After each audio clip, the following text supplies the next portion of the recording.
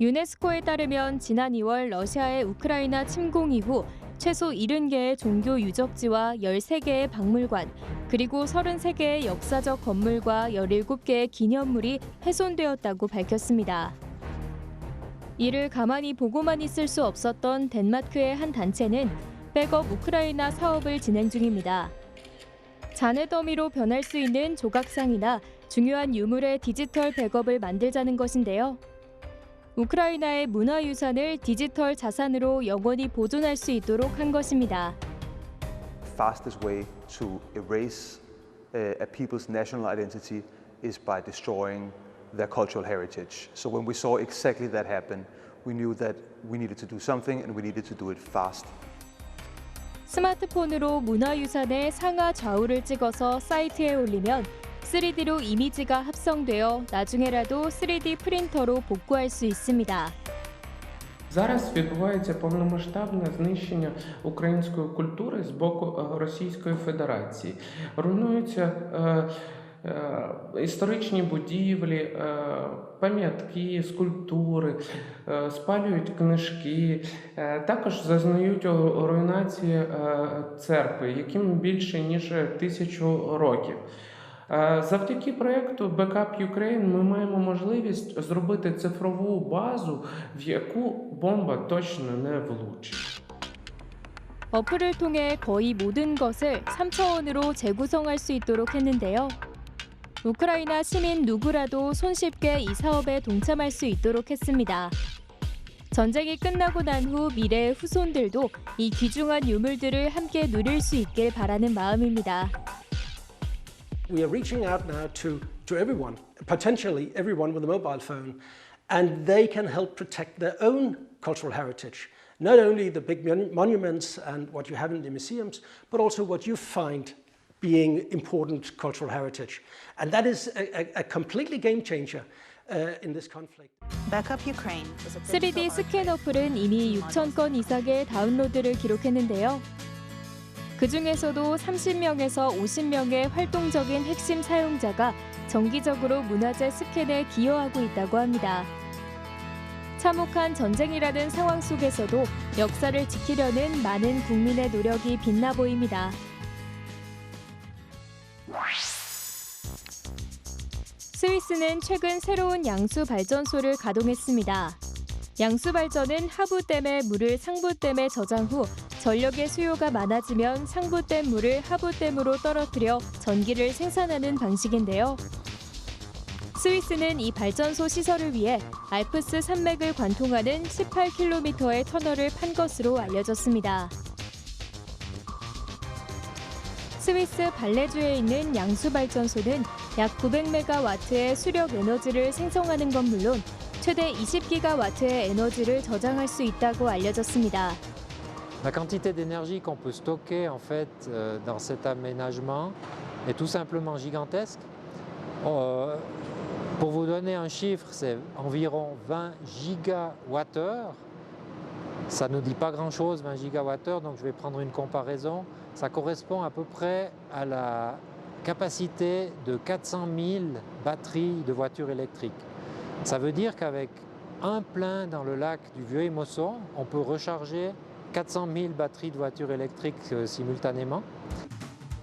자체로 만들어진 에너지뿐만 아니라 풍력 에너지나 태양 에너지, 그리고 핵 에너지와 같은 다른 전력 공급원에서 생산되는 여분의 에너지까지도 저장할 수 있습니다. 이 양수 발전소가 스위스와 유럽의 에너지를 안정화하는 데 중요한 역할을 할 것이라고 기대하고 있습니다.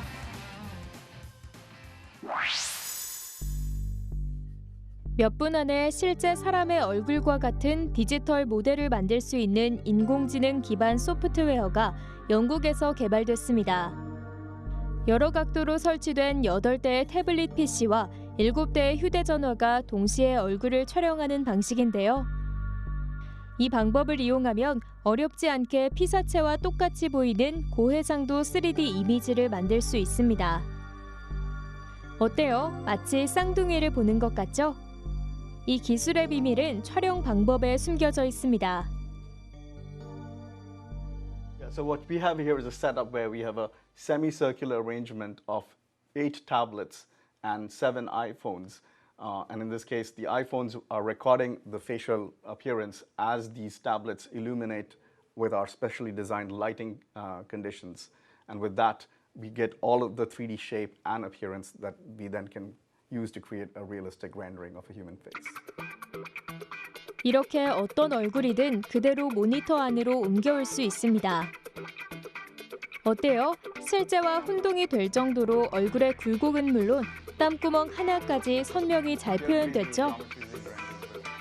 이 기술을 개발한 이유는 가상현실 공간이나 메타버스 안에 만화 캐릭터 아바타가 아닌 실제 나와 똑같은 아바타를 들여놓기 위해서입니다.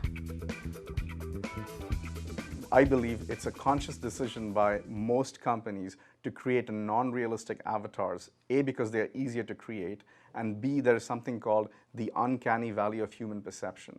The closer you get to reality, if you don't nail it, human perception rejects that avatar. So it's almost better for the consumer for traditional avatars to be non-realistic and cartoonish-like, because then they don't mind it if it doesn't look like them. But tomorrow's metaverse will really also be about serious work. You entering a meeting, which is now not just in 2D, but in 3D, where it's not just virtual reality, but regular, like you could be giving a job interview or attending remote conference. 이 방법을 이용하면 좀 더 몰입할 수 있는 가상현실 환경이 조성될 수 있겠는데요. 만화 캐릭터 대신 나와 똑같은 얼굴의 아바타가 존재하는 가상현실 공간. 대중의 반응은 과연 어떨지 궁금합니다. 이탈리아에서 가장 긴 포강이 심각한 가뭄으로 강바닥까지 훤히 드러나면서 제2차 세계대전 당시 사용됐던 것으로 추정되는 대형 포탄이 발견됐습니다. 해당 포탄은 당시 미군이 발사한 것으로 조사 결과 밝혀졌는데요. 450kg이나 되는 이 포탄 내부에는 240kg의 폭발물이 장착돼 있다고 하니 그 위력을 생각만 해도 등골이 오싹합니다. L'ordigno è stato trovato da dei pescatori sulla sponda del fiume Po a causa dell'abbassamento del livello delle acque dovuto alla siccità. 군은 포탄 제거를 위한 작전으로 지역의 영공을 폐쇄하고 철도 운행을 금지한 뒤 주민 3천여 명을 대피시켰는데요.